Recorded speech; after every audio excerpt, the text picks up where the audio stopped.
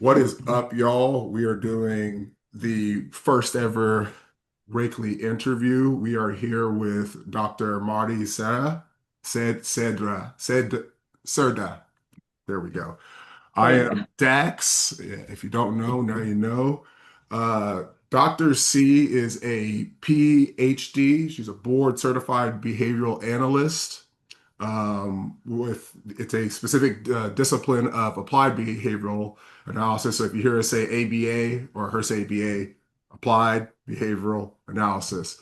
Um, neurodivergent, affirming, and trauma responsive. We're going to get into what those things mean. And she is the CEO and clinical director at Lighthouse Learning Center, which is her baby. It is all her creation. So, how are you doing today, Dr. C? I'm doing great, Dax. How are you?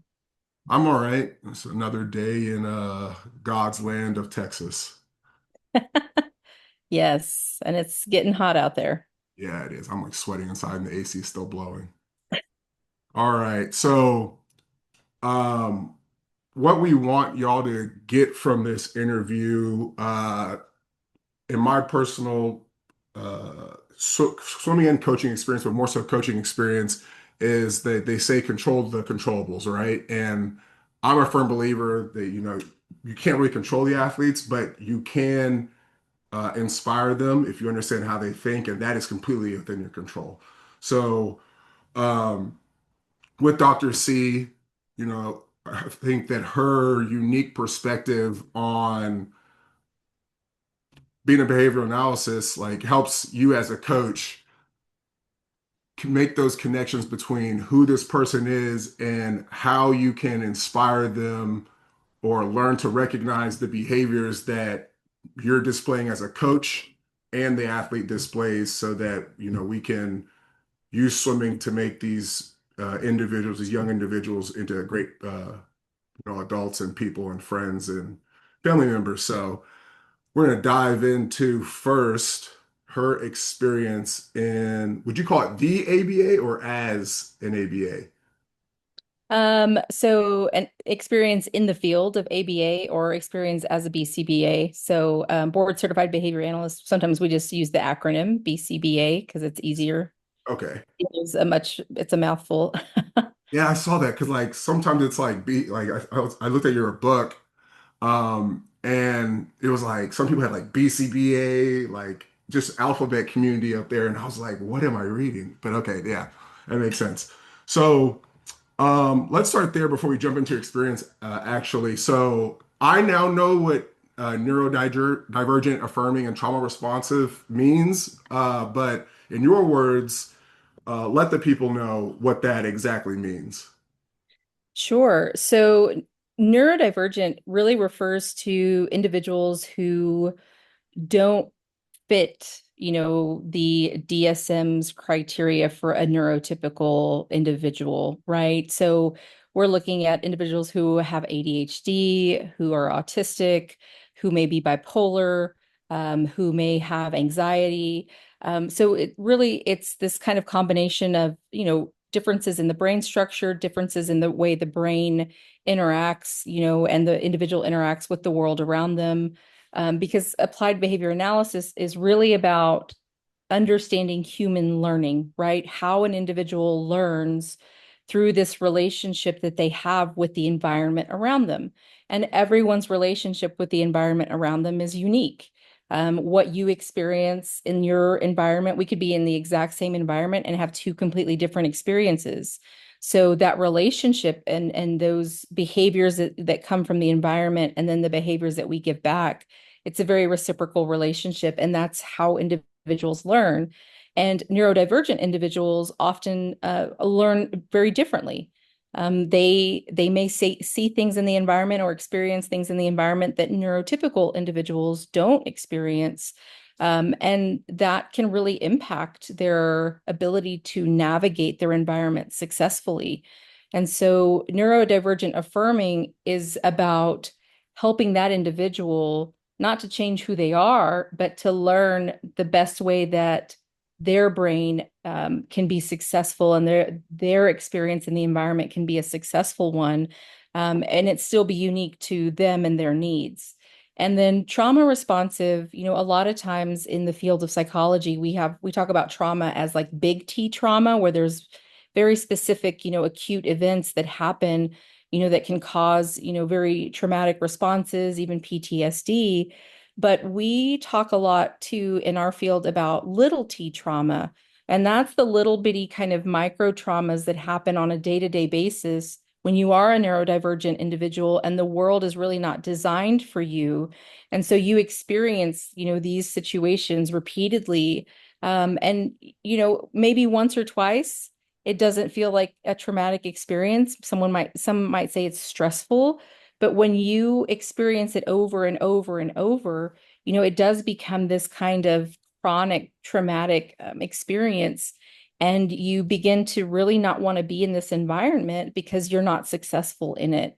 And Hmm. so, trauma responsive is looking at these things that are happening, variables in the environment, or our behaviors or responses, or even our skills that are missing, that we need to, work on so that we can be successful. Right. Okay. So I guess it's kind of a little sub question from that. Um, because I know you said that it was the individual's reaction to the environment, but would you also say that it's the instructor or the teacher or supervisor or whatever authority figures in their lives, how they, I guess, as a stimulus, uh, adjust or tweak the environment and how those things can also maybe if the environment is one way without them, but then the person is there now and it changes the environment, how that could affect them as well too. Absolutely. And that's something that a lot of practitioners in our field are just now kind of realizing that, oh gosh, I'm the biggest variable in the environment. So, we call those antecedents. Those are things in the environment that are going to trigger very specific behaviors and skills in a person. And those can be productive behaviors and skills, or they can be non-productive. They can be harmful behaviors. But that is one of the big things that we look for is what are all of those key variables in the environment? It can be a person, it can be the temperature, it can be the lighting, it can be, the absence of someone from an environment that is going to impact this person's behaviors, and going to impact what skills, they demonstrate or are unable to demonstrate. So yeah, that's definitely a big factor. Hmm. Yeah, that's an interesting one. The what's somebody not being there. I never even thought about that, but yeah, I've seen that happen a lot where the parent goes like away or in swim lessons especially, mom leaves and the kid freaks out and then once mom's out of sight, the kid's fine. So yeah, that's interesting. Um, okay, so what would be the difference between, I mean, we know what you do, but I'd say like if you would put it in like 60 seconds, what is like the defining difference between what you do and what an occupational therapist does? Oh man. Okay. So an occupational therapist really focuses on like these motor skills, right? The way in which the individual moves about their environment. An occupational therapist might be helping someone who has difficulty going up and down stairs. They might be helping someone who has balance issues, that maybe aren't related to vision specifically, but just, differences in the brain. So an occupational therapist is going to do a lot of adaptive motor skill work, whereas we can pull some of that in, right? Especially if it's related to communication. So one of the skills that we work on is functional communication. If we have someone who is unable to communicate their needs and wants, a lot of times what we end up seeing are harmful or even dangerous behaviors because they don't have the skill. And so we might work on something similar to an occupational therapist with motor skills, like sign language, right? And being able to imitate very simple signs, but we're not doing it for the motor skill specifically the way an OT would be. Oh no, it just froze. I don't know if you can hear me over there, but you just froze. Let's see if this thing will correct itself. You know what? I know exactly what to do. All right, there, you're starting to come back in now. Okay, I was like, did I lose you? At what point did you not hear me? So you were at the part where you were just talking about how you're not using it as for the motor skill, you're using it for, and then it like cut off right there. Gotcha. We're using it for functional communication. So the OT may be focusing on that motor skill itself, like being able to sign or use their hands for gross and fine motor, much like needing to write with, a pencil. But we're focusing on the motor skill for the communication piece. I need them to be able to sign, I'm all done, or I need more, right? Because we need them to replace maybe dangerous or harmful behaviors with that skill, because it's a lot easier too. It's a lot easier for me to say I'm all done, as opposed to escalating to some really dangerous behaviors because I'm frustrated and because nobody can understand my needs and wants. So that's kind of like one of the key differences. Occupational therapists have a very specific set of training around, like reflexes and what that looks like developmentally and what happens when those reflexes don't resolve. Some of them are supposed to resolve and some don't, from infancy and toddlerhood up to adulthood. So they really focus a lot on some of these adaptive motor skills. And it's really a good collaborative approach when we do work together. Okay, cool. Um, just had thought about something you just said. It was so when I'm coaching, I guess before that, I remember I heard this saying, it was like nobody knows exactly what you mean except you. And when you were talking about the frustration piece where it's like they can't get out what they mean and then it escalates. So is some of this like if I'm a coach taking what you're teaching here and applying it, right? Is well, is it fair to say that I need to also understand that the kid doesn't know, or they know what they feel, but they're struggling to push it out, and that I need to recognize that I need to maybe use better words or articulate myself better, whether that's going and taking a class or whatever, to understand that almost preemptively that this is not going to come out right. And I need to preemptively be ready to almost meet them more than halfway for us to communicate better. Absolutely.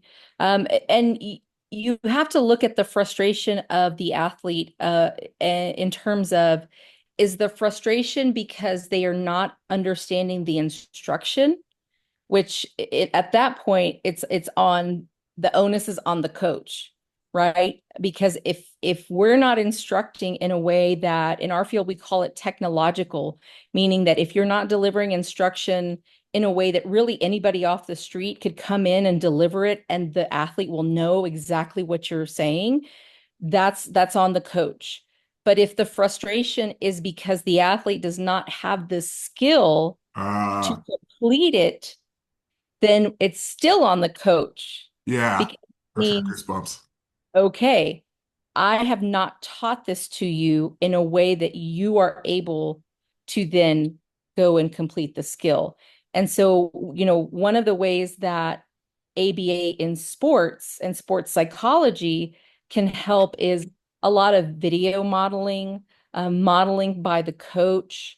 Um, because until, or even the athlete seeing themselves on video doing the skill correctly even one time, they have to see that model in order to be able to repeat it, especially if as a coach we're struggling to articulate what it is that we want to see them do, what is the skill that we want to see them complete. And so frustration can be the consequence of either the instruction not being clear or the athlete not yet having the skill or understanding how to complete the skill correctly. All right, so I have one more question before we move on to the next thing. Um, and I've always thought this, always. I think this about kids. I think this about people who have disabilities, right? I don't think it's disability, but would you say then that they are more effective communicators, even though they can't communicate, that they don't know they can't communicate? It's almost like they know that they don't have the words or the feelings or the life experience to get it out. And it's almost like a bat signal, like whatever's going on, there's a communication error, but they don't know to say like there's a communication error. And it's like as a coach, you got to recognize that. And I think that makes them in a way like once you recognize that that's a signal to you as a coach, it almost makes them better communicators, in my opinion. Like, what do you think about that?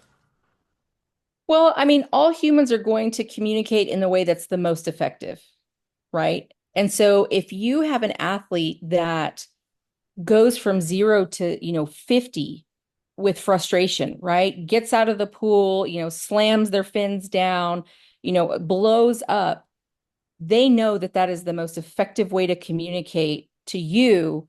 I don't understand, or I don't have the ability to do this, Right. right? So, yes, it is effective for them, but it's not necessarily productive. Yeah. Okay. Gotcha. Does that make sense? And so, our goal, and let me kind of back up a little bit. There's a lot of misunderstanding of applied behavior analysis, even within our field, even within practitioners, because a lot of people, when they hear behavior, they think of like if the kid's being good, having good behaviors or bad behaviors. Right. But in reality, when we talk about behaviors, it's anything a person says or does. Yeah. And so I always look at it as when I talk about behaviors, I'm talking about skills. Right. Does the person have these skills, or are they lacking these skills? Not are they good and compliant with doing everything that I want them to do? Because I don't want that. I need a kid to have some agency and be able to say, I really don't want to do that, Right. or I'm comfortable doing that. And then as the adult, okay, I need to find a different way for you to demonstrate the skill then. And so having some agency in that. But skills are really what it boils down to. And so, going back to your previous question about are they more effective or better communicators, they're much more effective when these blowups happen, and we call them accidents of learning, because the first time it happened, the directive or the instruction was pulled away, like, whoa, okay, you blew up, like, okay. Right. So they had to escape it, but it didn't solve the problem, which is them being able to communicate either I don't understand your instruction, or I don't have the skill set yet to do what it is you're asking me to do. Right. And so that's what we try to, get back to is, can you safely, tell me or communicate with me in a safer way which one of these it is? Right. Right.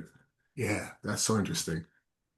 Okay. So I have to say this because I think on your Instagram, it says Marlo as like a nickname or Marlos. And I could not find anything on Google because of how close Marlos is to Carlos. So it was just like a string of Carloses, and I was like, this is not who I'm looking for. But then when I put in Madi, it stuff came up. So um just real quick, so education, right? You've been in the game 17 years doing this. Um I've been doing my thing since I was like 14 years old as far as coaching. So we are some busters out here. We're for real about this. So you graduated from, we'll go over first over just the education real quick and then cherry pick some stuff. Baylor University, 1999. Okay. Master's from Walden University, and completed a graduate certificate in special education at with emphasis in ABA at Penn State.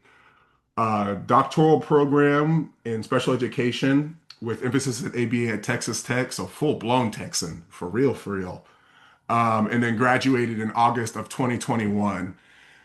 Um, I read. let's see, it's right down here. So a big part of it seems like your journey with this wasn't listed in one of the questions I sent. This came up literally like 12 a.m. when I figured out to Google Madi, that you had a mentor or somebody you were working with who you wrote taught you the science of behavioral analysis was about understanding your behavior so that you could understand the relationships with those around you, and that you applied that knowledge to understand how your behaviors were impacting your students. And the way that she taught you to use the science was to understand where the kids are coming from. So that mentor, was that like, obviously we have a bunch of mentors in our life. Would you say that that's like a defining mentor that kind of really set you on your path? Yeah, I would say Marie was one of them. I mean, I've Right. had many, kind of in this journey, but I was fresh out of college. It was my first teaching experience in 2004, and it was supposedly the classroom with like the worst of the worst kids. And I ended up loving it. They were the best kids ever. But she taught me behavior analysis in a way that was very self-reflective. You really can't step into an environment until you understand how you yourself impact environments.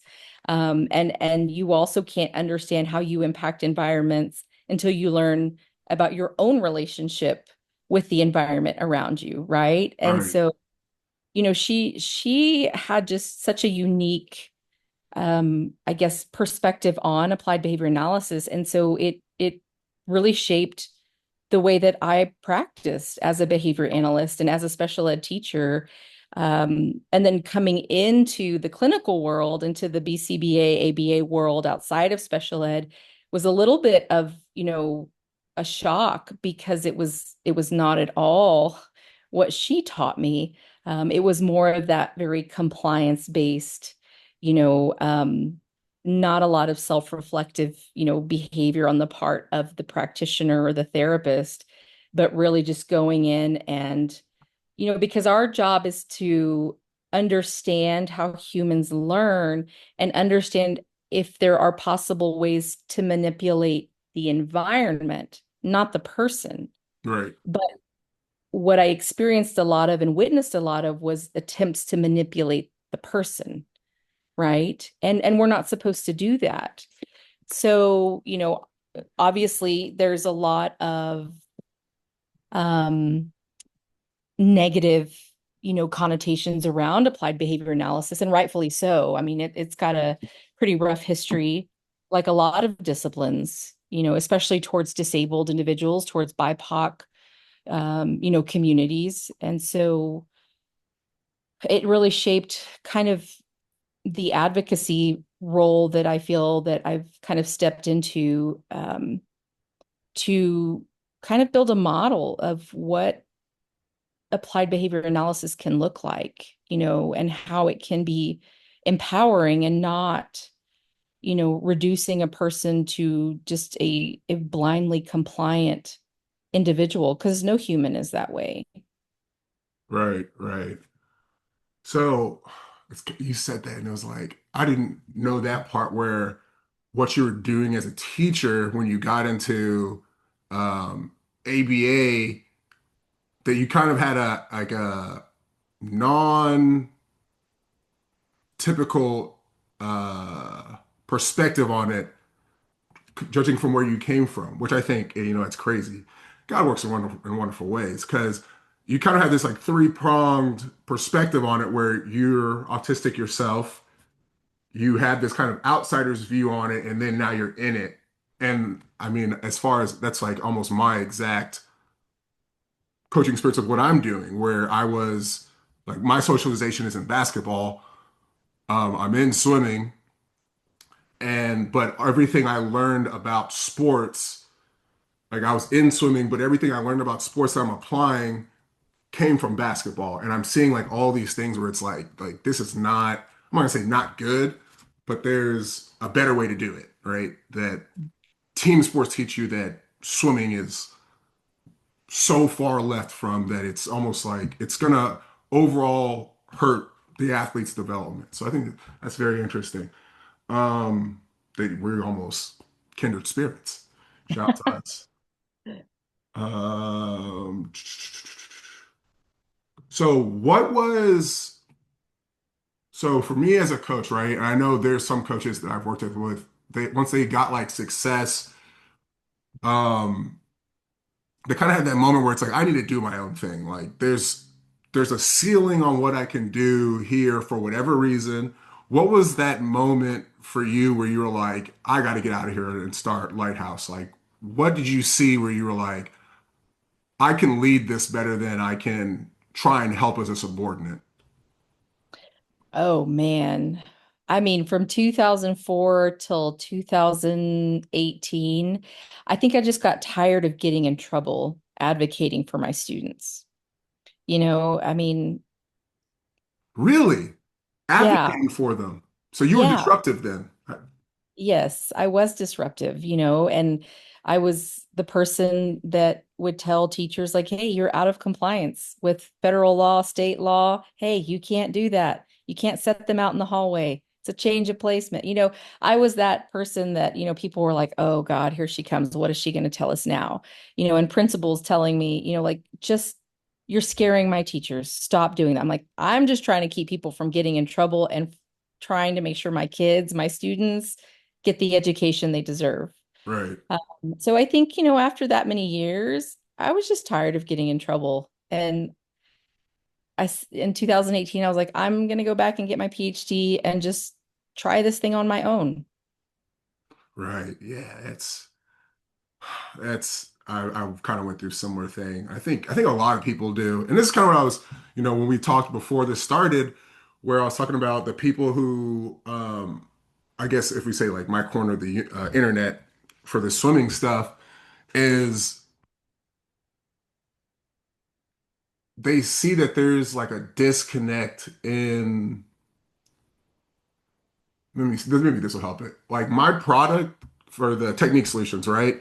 The whole purpose of it, if you like really boil it down, is to like check off the variable of the coach needing to, I need to have my kids perform. I need to have them perform. So you can focus on the actual person, right? Like if you have a product that's like your kid, if they show up and you use these however you want to use them, they're going to ball out.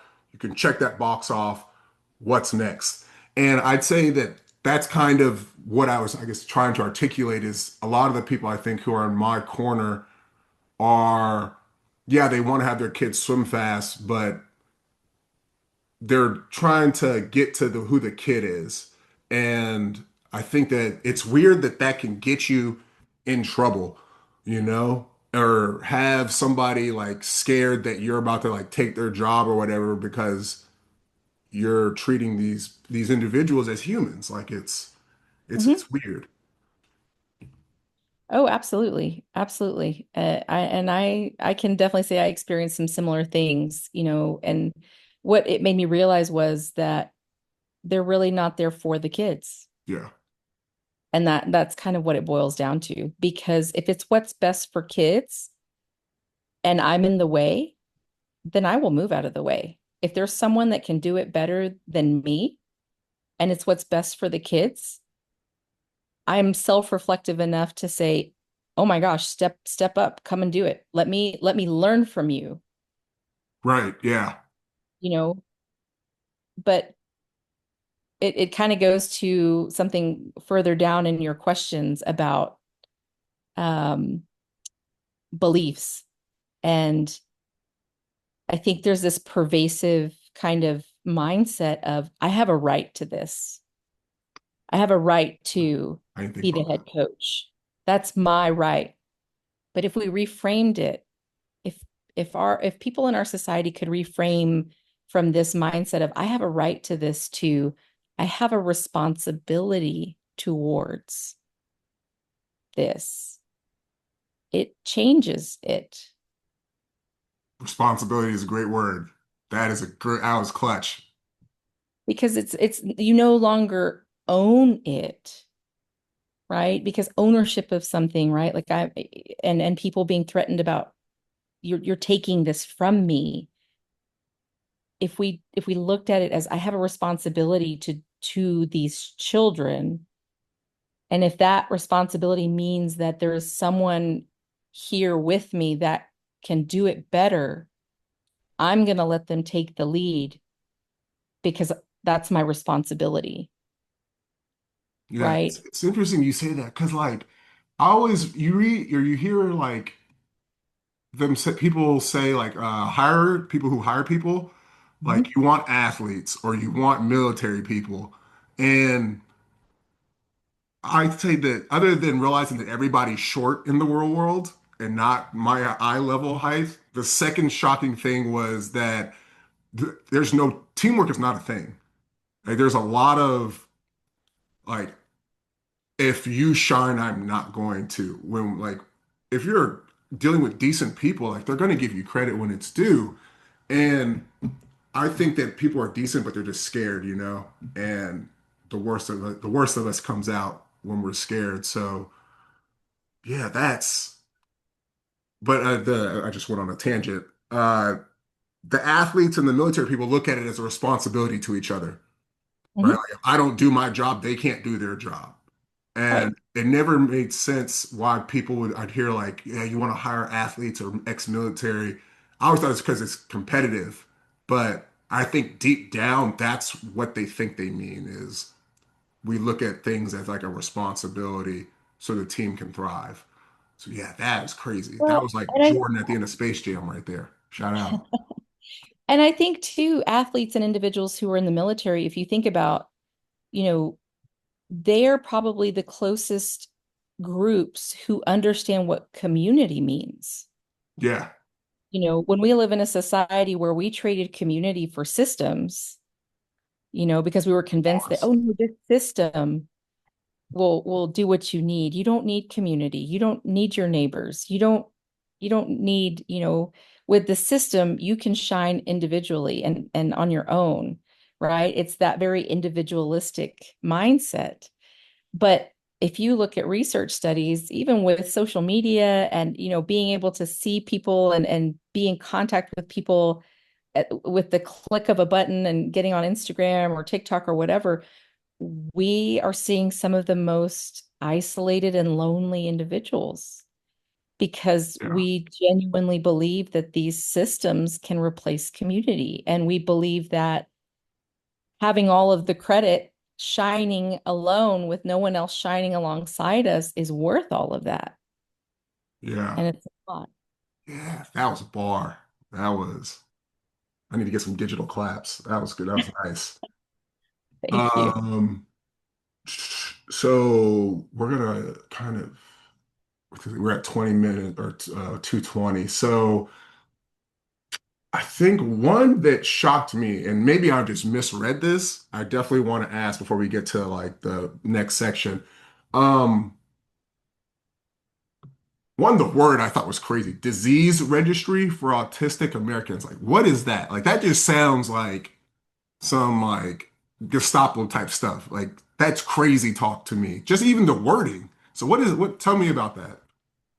I mean, so, obviously we have leadership, in positions right now that are making suggestions and making some decisions that are very reminiscent of historical events that led to the genocide of groups of people, mass groups of people. So, the disease registry for autistic individuals is a very scary thing. I What is the purpose of it, Yeah, right? For those that are movie buffs or Marvel buffs, it's like the X-Men registry. Why do you need that?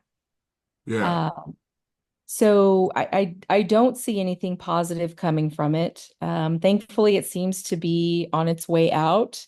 There was a lot of backlash, but those things are concerning because once you begin going down that path, there's a reason why history is uncomfortable and why history still needs to be accessible for us to learn from because I mean, that right there was really kind of are we really repeating this? Yeah. Go down this road again? I mean, granted, I wasn't alive back when it first happened, but I'm pretty sure the results will be the same. And the scary thing is once you start with one group, Yeah. it will only lead to another group and then another group. Tornado comes for everybody. Hmm. Yeah, I read that and I was just like, even the word disease, I was like, what? Like, Yeah, how do you classify people as a disease? Like, that's when I was like, yo, I got to get more information on this because that is wild. very scary stuff. Yeah. All right. So let's see. We got that much time. We're going to jump with this one. I want this to be recorded. So something that you say, it's like it's on your Instagram. We'll make sure to put all that in the description below. Um, Definitely worth a follow.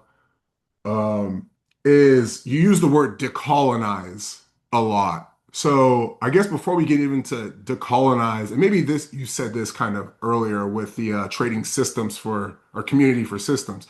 Um, when you say colonize or decolonize, what is the colonization of the industry to you?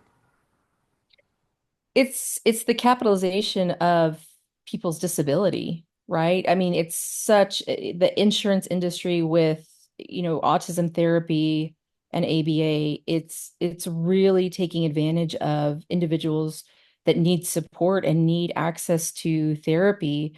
And that's just one level of decolonizing it, is really looking at the system that's in place and who benefits from it, Right, right? right, Um, and decolonizing also looks at, our science is what is known as weird.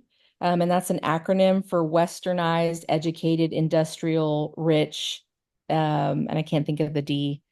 Um, but we can't we have to recognize that we're working with very diverse communities. right, And, when we talk about how people learn from their environment, as an indigenous, darker skinned person, I can go into the very same environment as my lighter skinned peer, and we have a completely different experience, right? right, And so, the environment permits certain behaviors from my colleague, whereas it does not for me.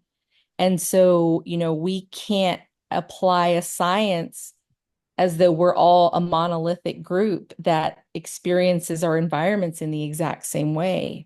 And so when I talk about decolonizing, it's really about, is our science and the application of it, does it provide cultural safety, right? Or am I just trying to create little westernized, industrial, rich, educated robots that look just like, you know, the majority? And so, decolonizing is a very kind of deep process, and it looks at everything at every level.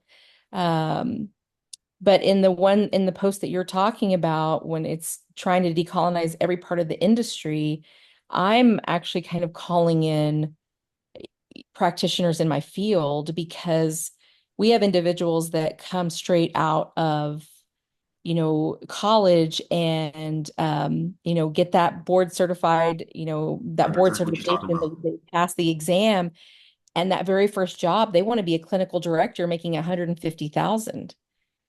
And I'm like, okay, you can't be talking about that you want to change our field and the way we practice and be more compassionate and be more culturally safe and be more responsive, but yet you're still living in that very kind of colonized capitalistic way of Yeah. like, but I want to make Still an this much academic. money doing it. And it's a hard thing. As a business owner, I make no money. I pay all of my staff first. So I didn't get in it for the money. I got in it to change, to show that things can change. And that meant sacrificing a lot for myself, a lot of comfort, a lot of things, that hopefully one day my kids will understand that money's not everything. You Right. can't be, you can't take it with you. I mean, what are you going to do? Have people bury it with you? Um, that's not really the legacy that I want to leave for myself.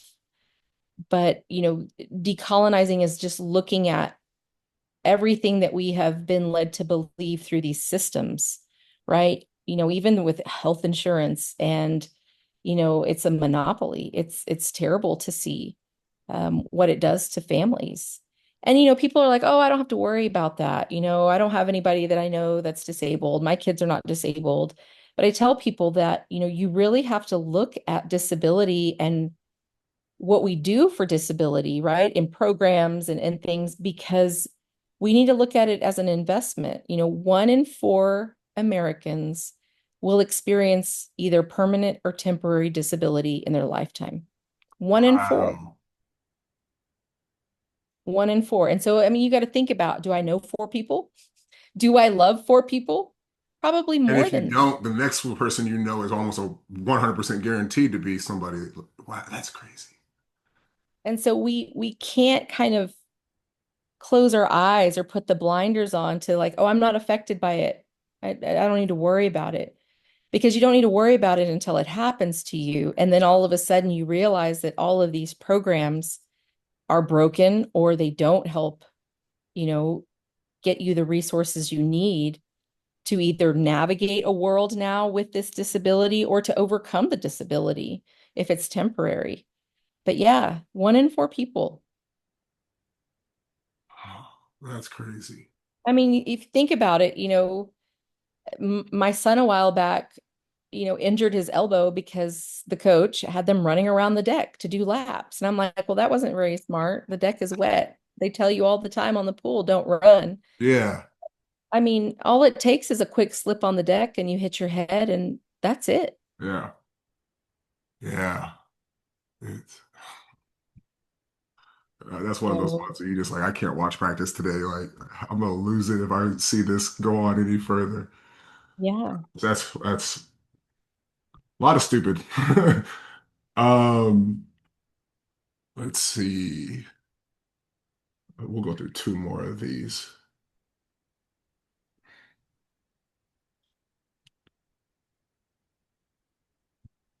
Okay, so let's do this one. So I'm gonna highlight all these. So we'll probably have to run this back at some point in the future because we're getting through maybe like, Let's do a part two. yeah, yeah.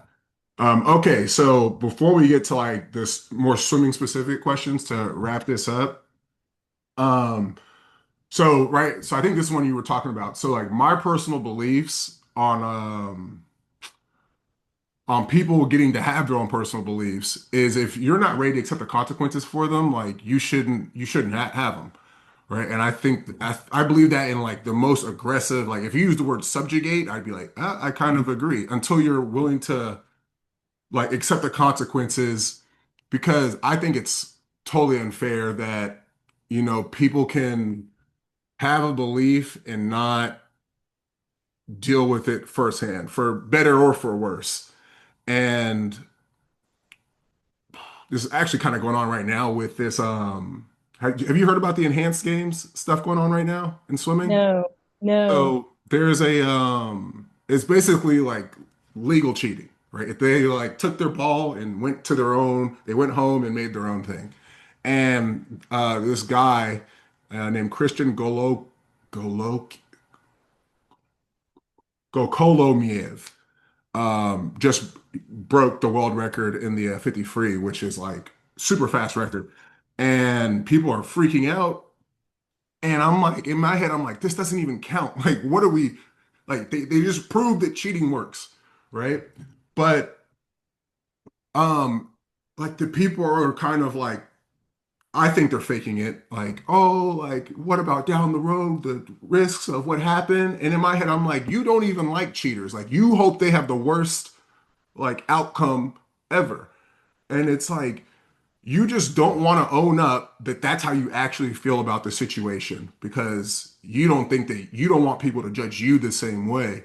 And it's like things like that where it's like lying to me. And it's like until you're ready to tell the truth, like what are we really doing here? So like when you see in coaching where you can tell that the coach's beliefs about what they want to do, whether it's performance training, how they want their athletes to behave, misaligns with them putting the same consequence of the athlete not doing those things on themselves? Like, how do you deal with that with like as a parent?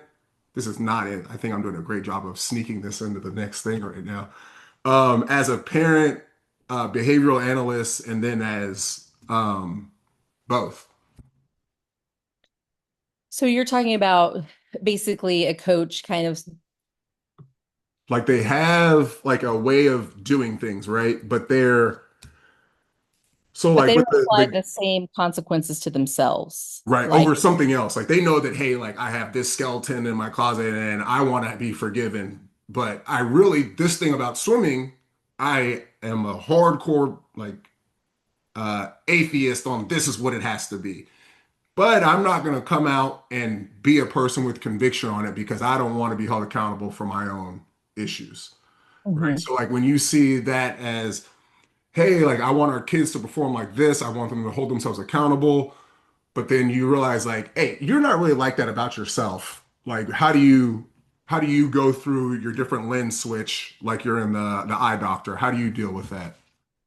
Yeah. So, one of the things that I tell my own children is life is not fair, For sure. right? Life is not fair. And one of the biggest mistakes that we can make is that if, let's say, you have a coach that is saying, I feel really convicted about this, and I want to, this is my personal beliefs, or even my perspective on how coaching should be, and how swimming should be, and how I want my swimmers to perform.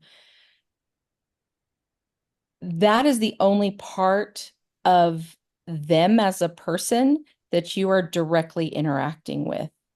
Huh. What they do outside of that is none of your business, right? So if they don't apply this as with their coaching hat on, these beliefs to other parts of their lives, if what they're teaching you in this very specific context and in this environment, will it benefit you in this environment? Will it benefit you in other parts of your life?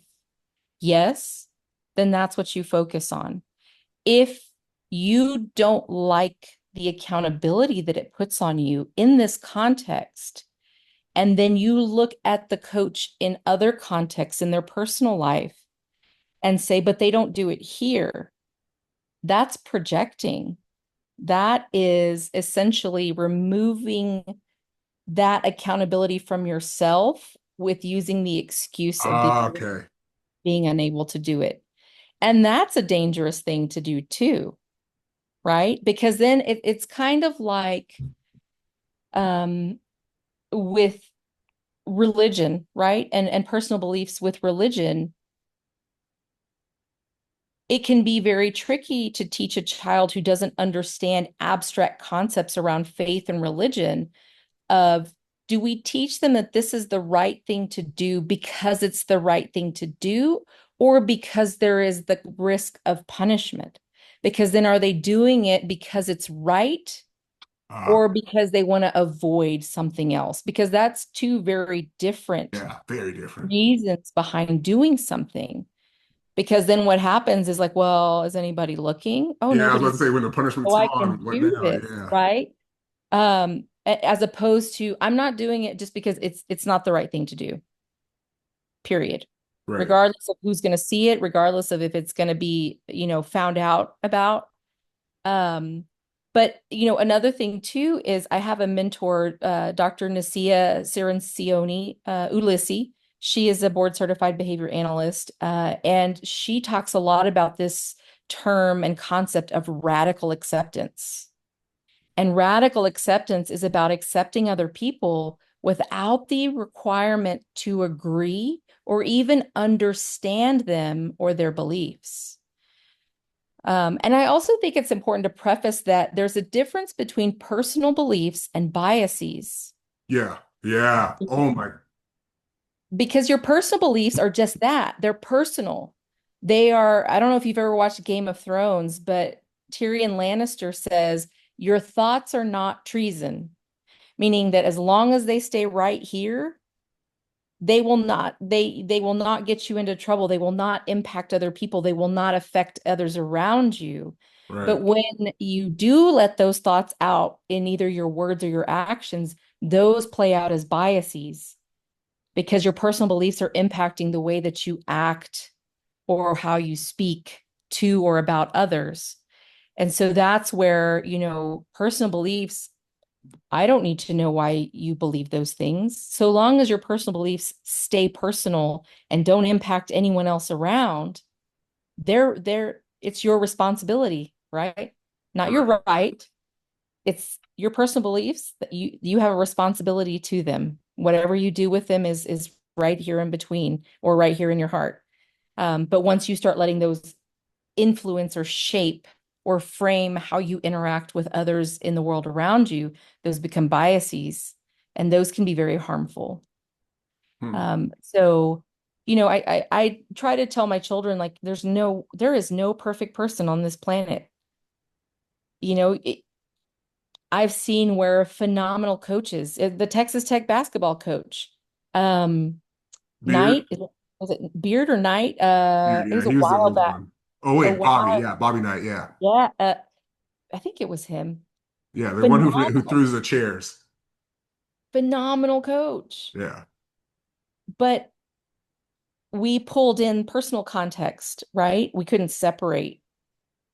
And so I think I tell my children all the time, there is no perfect protagonist in any story. There's no perfect coach. There's no you dig deep enough, everybody has skeletons in their closet. But, something that we've lost or maybe not even really had the ability to do is to engage in philosophic debate. And Yeah. that's why people are afraid to stand on whatever it is that they believe in, because we don't know how to debate each other anymore and still stay in community with each other. Still remember, like, oh, you're my neighbor. And we can have this discussion, this philosophical discussion or debate, and be able to disagree with each other and still radically accept each other because you're my neighbor. Yeah. And what you believe doesn't impact my life. It doesn't affect my day-to-day life. And so, yeah, let's have that conversation over coffee. Yeah, let's disagree about it. But we don't know how to do that. We don't know how to be in conflict and how to resolve conflict or walk away and say, well, we didn't resolve that, but we're agreeing to disagree, and you'll still be my neighbor tomorrow. Yeah. Yeah. I always believe in like, how do you treat me? Right? You can believe whatever you want to believe.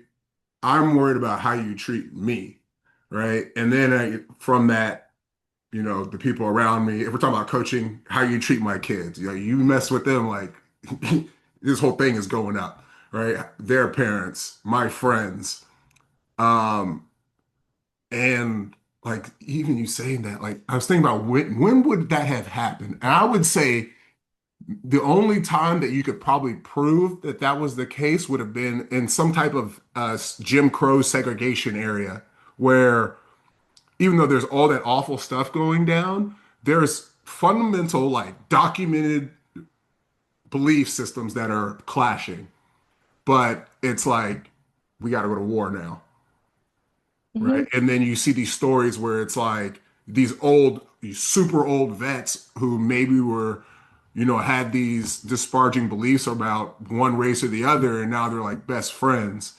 And it shows to a degree at some point they had to like shelve that and be like, look, we ain't dying today, you know?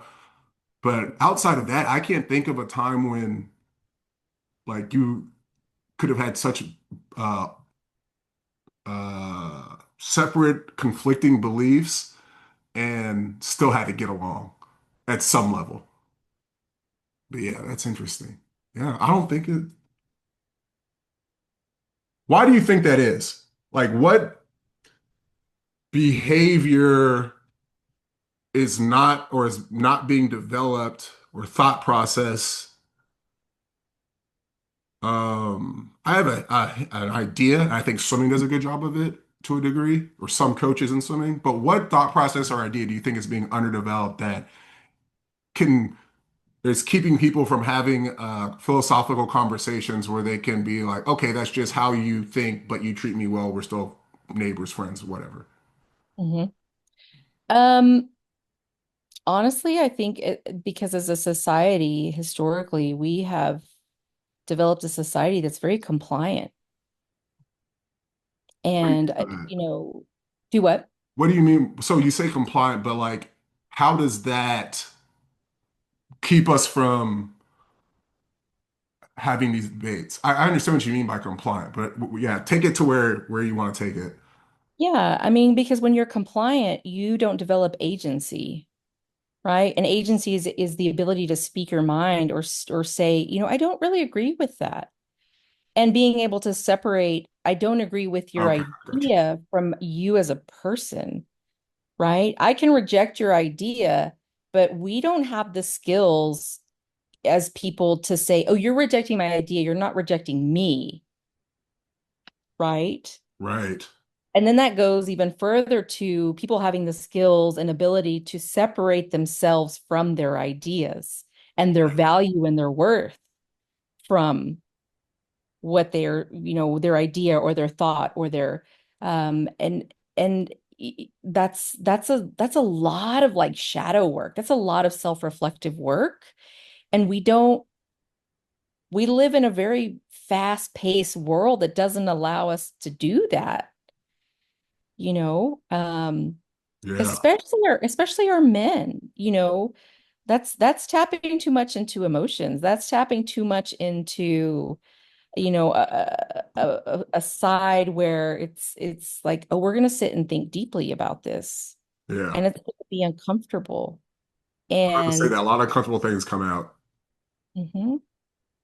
And we don't know how to sit with discomfort and what's on the other side of discomfort, right? We don't Athletes, I think, though, and I played soccer for many years, from like third grade through high school, a little bit in college, and and then after I had my kids, I became a runner, and I did marathons. I did a few ultra marathons, trail running, and one of the things that as an athlete we learn to do is to sit in that space of discomfort, Right.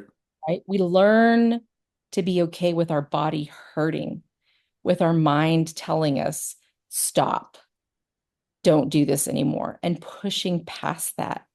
So that's kind of what I'm talking about at like the emotional level Right. and psychological level of, can you sit with this discomfort and just be in that space and be present for it and listen? Yeah. It's funny you say that. Like, I don't remember who I was talking to, but they asked me. Oh, it was a Mason Tinney. Shout out to Mason. He asked me. He's like, if you made the Olympic team, he's like, in like today's time, because there's this running thing about how this generation's soft and whatever. I don't know if they're soft. I think they're less hardcore than what used to go down. He was like, what would be one of the first things you would do? And what you just said there, the city in discomfort, I didn't, my answer to it was a hyper aggressive version of that. I said that, you ever seen kids do the salt in the ice cube thing? I was like, that's the first thing I would do is we grab each other's hands, like whoever it is, it's like if you're on a relay with me, like we gonna make sure that you're not soft on this relay, and we're gonna hold each other's hands and see who tries to pull out of this burning sensation first. Mhm. And it was kind of like hyper, like I said, hyper aggressive solution, but that's why I thought that was, do I trust this person to sit in the pain and for as however long it takes to get us there, right? Like that you'll go down with the ship in this pain if that's what it takes, even Mhm. if we don't win. Like that I know that I can count on you to be there to the last second. So yeah, it's also interesting. I guess this is the whole point of behavioral analysis is that behavior was what you just said, at least to me. So yeah, that's wild. Mhm. Yeah. It's funny. I told some people, especially with all this, them freaking out about this enhanced games, I was like, I'm interviewing somebody tomorrow. I was like, you need to check in next Friday. Like, you need to see this because you're getting played right now emotionally and you don't even know it. So yeah, this is awesome. So we're at the time. I have one more thing. We'll try and keep it in like 5 minutes. Is that okay? Sure. All right, because this is the one I really wanted to get an answer about. Um, and it's coaching girls. So when I look at other sports, there is, especially in girls, at least in the competition, and you kind of said something about this a little bit just now.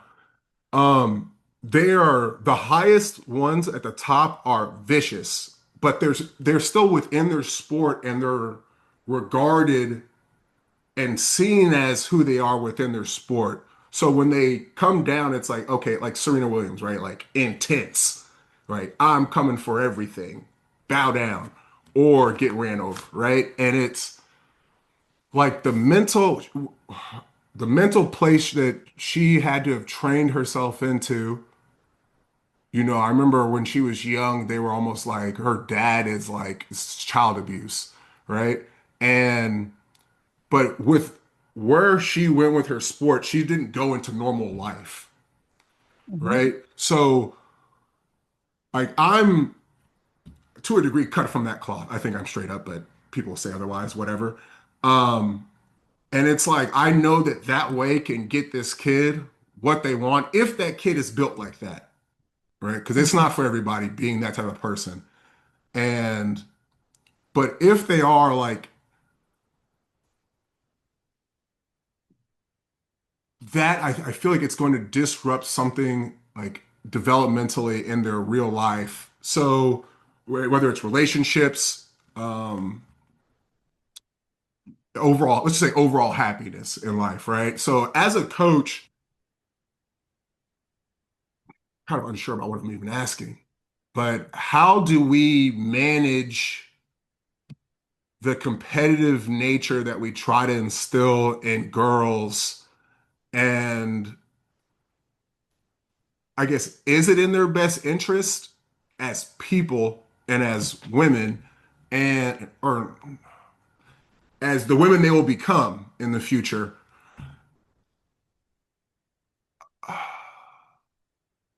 Is it in their best interest? Will it affect them negatively? And I guess how to manage it and recognize if it's something we should even be doing, I guess. That's kind of what I'm trying to get to. Yeah. Well, and this is where cultural responsiveness is really critical because you bringing up Serena Williams, you have to look, there's nuance, right? In the context of Serena Williams. You know, and I know that growing up as a young Real Black quick, what is ultra responsiveness? cultural responsiveness. Cultural. Okay, gotcha. Cultural. Mhm. Okay. So you know that Serena Williams, growing up as a young Black girl, parenting just in general for her was going to look different. Right. The level at which her dad pushed her, people were shocked, right? Right. But if you go into a Black household, and this is coming from sociology research, Mia Brantley, Dr. Kenneth Hardy, these are all Black sociologists, Black researchers that look at parenting of Black parents in America. There is a whole other level of parenting stressors that they experience that non-Black parents don't ever have to experience. So the level at which Serena's dad coached them and pushed them is because he knew that there were levels of privilege that Serena would never have access to. And she was going to have to overcome a lot because she would not have doors opened for her the way in which maybe some of her white athlete, counterparts would have doors open for her. And so it was very contextually appropriate for that specific person, for Serena Williams. So if you're going to be a culturally responsive coach, You have to look at what levels of privilege are these young girls going to have access to, and what are they not going to have access to, because it's going to be very unique for every girl, Yeah. right?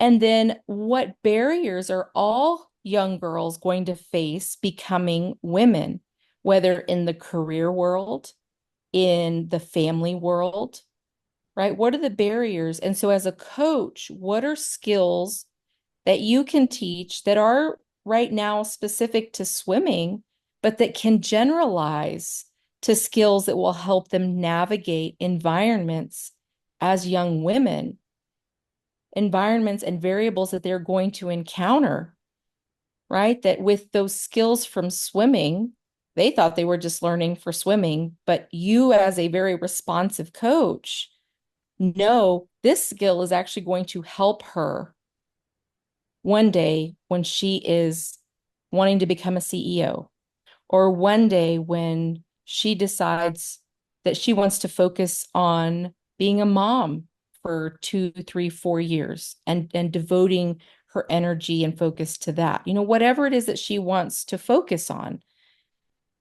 And that's the skill right there too, is the agency and autonomy for these young girls to be able to speak up and say, this is what I want to do. I don't want to do it this way. I want to do it this way. Because some people will say that's non-compliance, but that's agency, that's autonomy, that's self-advocacy. And people may not see it from the perspective that I see it from, but from a disability perspective, I want a child to be able to tell me, a disabled child to be able to tell me, no, I don't want to do that. Because if I teach them to become blindly compliant, what they learn is that every adult that I ever encounter is just going to tell me what to do. And that becomes dangerous if Yeah. you think about if they're at the park and that big white van drives up and the side door opens and there's a bunch of cute kittens and candy, and that person says, get in the van. And they have that skill, right? That Right. learning history of every adult that tells me what to do, I have to listen, Right. right? There's no agency, there's no autonomy, there's no self-advocacy. And I have essentially put them in the most dangerous position they could be in. Right. So for girls, we already are at a disadvantage through what society pressures upon us, right?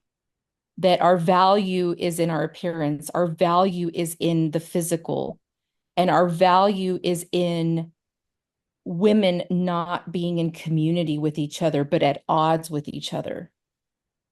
Hmm. And so, as a coach, how do you build community with your female athletes while still maintaining a competitive edge? And that again goes back to what we talked about earlier about separating the person or the teammate from their swim times, Right. from technique. Like, don't look at Sarah, the person, look at Sarah's times. That's what you're competing against, not her. She's your teammate. Teaching kids at that level to separate.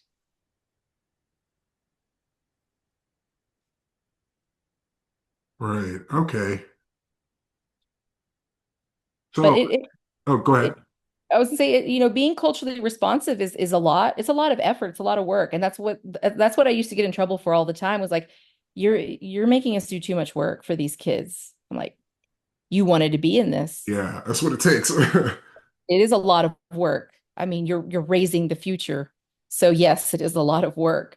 But being culturally responsive means looking at the the the privileges and the barriers that each of your swimmers faces now and will face later in life, because that's going to shape how you coach them.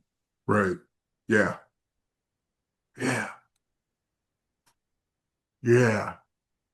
So tell me if this is the last piece and then we'll wrap it up. Tell me if I understood this correctly. Obviously, there are some skills that are just like, right?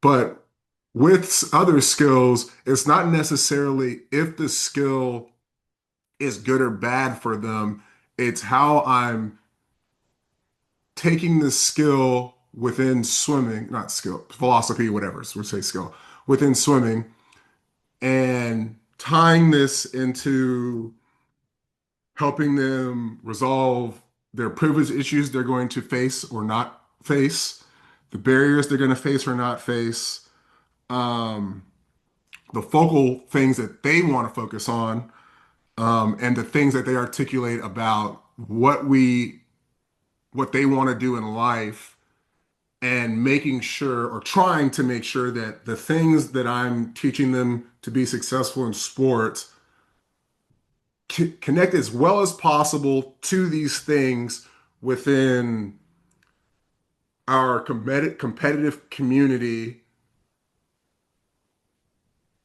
I'm right there within our competitive community that I guess we agree on as coach, athlete, parent, team, boss, owner, head coach, whatever. Is that fair? Yes, absolutely. Basically, what you described is a values-driven swimming community. And as a coach, if I were coaching, one of the first things I would do when my team came together is what are our values? As a swimming community, we're a little society, we're a little community right here. What are our values? And values are not actions or behaviors. So if you value success, right? Right. Now list the actions that lead to that value. Right. If you value camaraderie, now list the behaviors that demonstrate camaraderie, right? If you value spending time together, now list the behaviors that fall under quality time together. Right. Those are values, right? Um, and then, like that becomes your core mission as a swimming community. We're values driven. These are the values that are important to us. Now we're going to list the behaviors and actions that align with those values so that we know when there are behaviors that are outside of that, which indicate that we are veering away from our values as a community. Right. Okay. So we're gonna go ahead and close this up real quick. I just want to make some points, I guess, to the people watching is I know I say a lot, whether it's in my mailing list emails or the ones that, how I used to do them, definitely on my story, that you got to challenge your beliefs. And I think the thing that comes out of that is you're either going to find a better way to do things or you're going to have that much more conviction in what you're doing, right? Like what you just said there. Like I remember the first day I was coaching this group of 10 and unders, like we sat down and we're like, within the sport, we're trying to win. Becoming a winner is about how we use our minds and then understanding how to compete. And after that, having a community, supporting each other, having each other's back, making sure that, if somebody doesn't know in the lane know what's going on, the other person in the lane knows what's going on. Understanding that the responsibility of the second person is the most important person on the group because the first person probably ain't listening and the second person's going to be able to explain that and see everybody else behind them, where the first person can only see one person, right? So, like as you were saying that, I was like, yes, like we're doing that. Um, and then the other thing I want coaches to be aware of is so what you described, right? The value-driven swimming is like we all have values of our team, right? So I feel like a lot of coaches may look at this and be like, "Oh, we do that," but I think the major takeaway that I want y'all to take from this is that, yeah, but how are you doing those values in your programming through conversations, right? I'm pretty sure most people don't have conversations like an interactive conversation where the kid can agree or disagree, right? Right. And even within that, how are you putting your own value system doesn't violate any rules or anything that you're all agreeing on? And are you showing those things every day with the part of you that is the coach, not necessarily everything else about you? Right. Yep. All right. All right. So thank you, Dr. Madi. This was amazing. We definitely got to do a part two so we can get to the rest of the questions because I think, especially on the coaching side, with that answer, I think the coaching side questions are going to be amazing if we ever get to those in the future. So, thank you so much for your time. I know you have a graduation to get to. So, everybody, drop a like, subscribe. I'm going to put all of Dr. Marty's stuff, her website for the Lighthouse Center.